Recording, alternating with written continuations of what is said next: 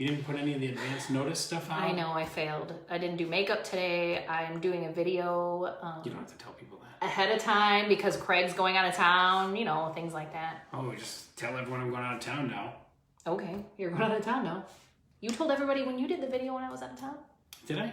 Yeah. You should have just got a co-host. You could have got a different co-host. I can do a co-host next week while you're gone. See ya. Yeah, that's fine. I'm just teasing. Hey everyone, how's it going? Welcome to the Nicole and Craig show, the great early Wednesday edition. Yes, Craig informed me about 2 hours ago that he was going out of town on Friday, so we had to do something. Hence my makeup and my lovely done hair. Which is weird because I knew weeks ago I was going out of town Friday. Yeah, my hair was not cooperating today, so we're winging it. We're winging it. We're going to wing it, but don't you worry. We've got a show all lined up for you guys, and it's going to be great. Uh-huh. Yay, we have a live viewer on our odd time. I don't know who it is, but... I feel like I'm too high today. That's better. We go. That's better. All right, everyone. So today, the great show we've got for you is red flags when you're dealing with lenders. Oh, it's my dad watching. Hi, Dad. Hello, Nicole's dad. This is a personal one for me today, so I decided to do this. You know, shout out to Jessica Kish on that one. So red flags with lenders. How do you know when your deal's going south and the lender doesn't want to admit it? Good fun. Good fun. So we've got 5 great tips that are red flags that probably mean you need to get involved somehow. Yeah. So what do we got for what's our number 5 red flag? Asking for docs that would have been part of their initial application. So if you hear like, hey, I need your client's W-2s or their taxes or bank statements, you're like, what? Like, what is going on? Especially when you're already 3 weeks into it or something like that. It's like day 40 and they're like, oh yeah, we need all the statements from their savings again. Bonus thing too, if you are 3 weeks into the transaction, let's say the inspection stuff is already taken care of, but there's no appraisal ordered yet too. That's another one. That's a bonus. One. That's 6 facts today, folks. That's a so bonus. we're going live on Wednesday. We're doing 6 facts. That is great. Appraisals, look out, red flags. Here we go. What do we got for number 4? And I only had 1 cup of coffee today. Oh well, yeah. So buyer is changes more than once. So all of a sudden you get a co-borrower and they're like, hey, we need to add so-and-so to the loan, or you've taken somebody off and now you got to put somebody new on and you're like, what is going on? That is a lovely red flag. That is a big red flag. Yep. Oh, you got nothing else to say? And usually require... That's a big red flag. Red, huge. Yeah, usually when that kind of thing happens, call the lender. You know, because you're gonna want to explain that to the buyer. I try not to, if I represent the seller, I try not to get my seller all up in arms about every little problem that comes up, because a lot of them can be overcome very simply. Sure. But there are some red flags that I feel you have to tell your client. And when something like that happens, a borrower changes, obviously the seller's gonna have to sign an amendment. You know what? I'll do the seller side, you do the buyer side. Okay, sounds like fun. Okay, all right. So on the seller side, when I see that, I want to know what's going on. I want to know how this pre-approval was done with this one borrower in the beginning. I want the lender to answer some questions because I felt like I wasn't being told the truth. And buyers, you have to make your buyer understand that the listing agent may be calling your lender at this point and asking questions as to why. Because we've had buyers in the past who've been upset, like, why are they calling my lender? You know, the listing agent has every right to call the lender at that point. Especially when something like that happens, because they need to make sure that now the file is going to be fit financially to go to closing. Yeah, and on my transactions, I call the buyer's lender every week just to check in with them. Hey, is everything going as planned? I mean, the lender's never allowed to give me personal financial information, and I don't ask, but I do ask, like, hey, how come the appraisal wasn't ordered yet, or when do you plan on it? I stay on top of those things, and I think you need to. Yeah, for sure. Yeah. I agree. All right, are we ready to go to number 3? Yes. All right, number 3. You can't get the lender to commit or vague emails. You want to do that? No, that's fine, yeah. We can go back 10 seconds. And it doesn't work. No, we can't. Oh, I like how this does this. Whoa. Oh, yeah, that's weird. That's cool. So you can't get the lender to commit in vague emails. Yes, like this is the worst. When you email for an update and they're like, we return the call to the buyer. That's not an update. Or they'll be like, talk to Mr. Buyer. And you're like, why am I talking to the buyer about an update instead of you? Like, and they start to do those vague emails, that's a warning sign. Yeah. I don't like any vagary. Yeah. I don't like any vagary when it comes to my communication with lenders. To the dictionary. I don't think that's a real word, but I like that word. I'm pretty sure it's a real word. No, I don't think so. I just said it. Who's looking it up? Who's looking it up for us? Wave at Jessica Kish. This show's for you, Jessica. Vagary. When you get non-committal phrases like, we should be good by Friday. We probably can get this done on time. I don't see why not. Like, that's the worst. Then I'm calling like another lender. I'm getting a backup plan. Like, I'm already working on it, you know?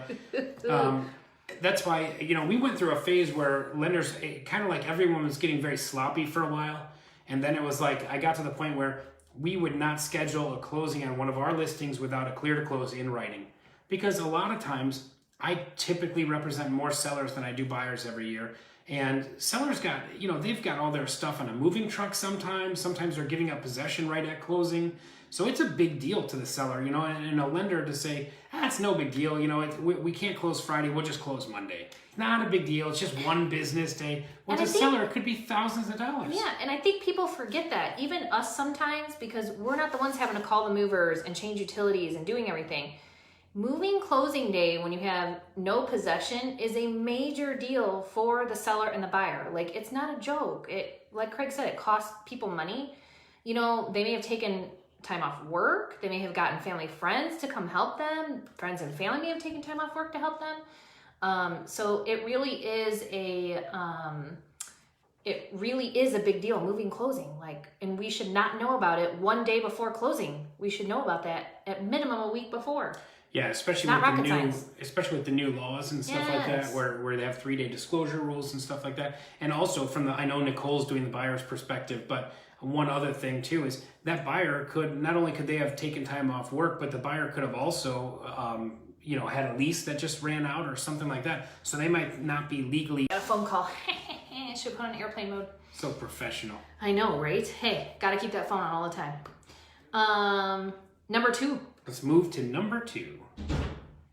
Loan processor has changed. The loan officer has changed, or the processor has changed more than once. She actually put 3 times in here. I think it's a red flag at one change, but she's way more lenient. So no, we were talking about it. I think it was just an exaggeration of what we were talking about with the assistants before we came on the show. You know, you got the processor, now you're working with a different loan officer, a different processor, a different this, and now you're sending stuff to like 5 different people. There's a problem with your loan if that's happening. Those are definitely red flags right there. Or your buyer tells you, hey, I talked to Jackie at whatever, and you're like, wait, who's Jackie? Because you've never heard of her before. Do you know what I mean? That's another problem. Yeah, it totally is, Jessica. Just for the record. It really is, yes. Anyway, you also have the loan officer change too. That's usually not a good sign too. If a loan officer changes companies or something like that in the middle of a transaction, that's bad. Or a loan officer goes on vacation, doesn't tell you, and now you're emailing them and you get a response back that says, hey, I'm on vacation for the next 2 weeks, and you're like, wait, what? Like, who's taking over the file? Yep. You know, business still has to go on. Just like hypothetically, one of us is going out of town. You know, the Nicole and Craig show has to still go on. We have to record it early. Exactly, yeah. We do. On a Wednesday at 4 o'clock with 2 hours notice. It's fine, Craig, it's fine. Don't touch me. Yeah, shut up. I'm going to catch asthma now. Come on. Joke's on you. I think I'm sick anyway. No one wants to hear this. Okay, let's get to the number 1 thing so we can let everyone get back to their day. Your name is all over this, yeah. Super Colleen Aronzella might know about this one too. Okay, so last thing we got is number 1. Lender ghosts you more than 48 hours. 48 hours. And you email the lender, or you call the lender, and they can't return your call within 48 hours. There's a problem with the loan. That will cause me to call their supervisor. I like how ghosting is a term. I like how that's a real thing now. That is a real word. Your word was not. What was that word again? Vagary? Yeah, that was not a word. I like that word, but Google it's not a word. It's a real word. Uh-huh. What, are we just dead air right now? I guess. Uh-huh. That's the show, folks. All right, so anyway, the lender ghosts you or something like that. That's a big deal. But again, I don't know. I'm sure you guys are all diehard fans and have watched every show we've ever done. But I have a 24-hour rule that if it's legitimate business and it's during the week, business week or whatever, not a holiday. Yeah. It's my assistant. Nobody can see that except you. I'm not even talking about that. Oh, what are you talking about? That doesn't matter. We should just end this show. We're killing everyone right now. That's people not are true. getting people. We are wasting people's lives right now. I got told today that we're hysterical and somebody likes watching us all the time. I don't know if that's true. I don't know. I think probably it's funny. your mom or dad or something like that. It was not. My mom says she loves the show, and then she watches for like 1 second, switches. She likes it and then goes away. Yeah, she's like, I can't stand it. It's like me on Facebook. Yeah, if the lender ghosts. Anyway, my rule is 24 hours. If I don't get a response, I email the manager and I escalate because it's a business, folks. And the thing it's is, a business. I'll escalate until I actually get somebody who I feel like is going to give you answers. Sometimes that's a V-Pro. Sometimes it's, I don't really care who it is, but somebody who can look at the file and actually give me answers that I'm satisfied with. I will escalate all the way to the President of the United States. Really? You got his phone number? No, I just tweet him. Do you follow him on Instagram?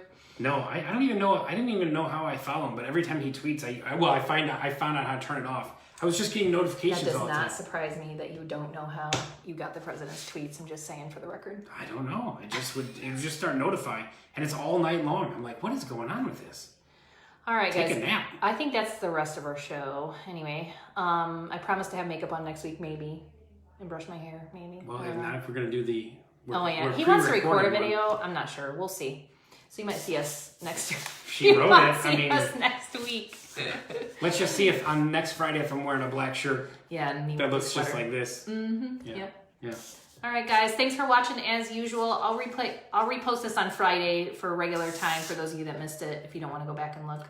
And as your co-host, I'm sorry. I'm sorry for this week, guys. I'm sorry. Whatever. Sorry. All right. Bye. Thanks for watching. Thanks for watching.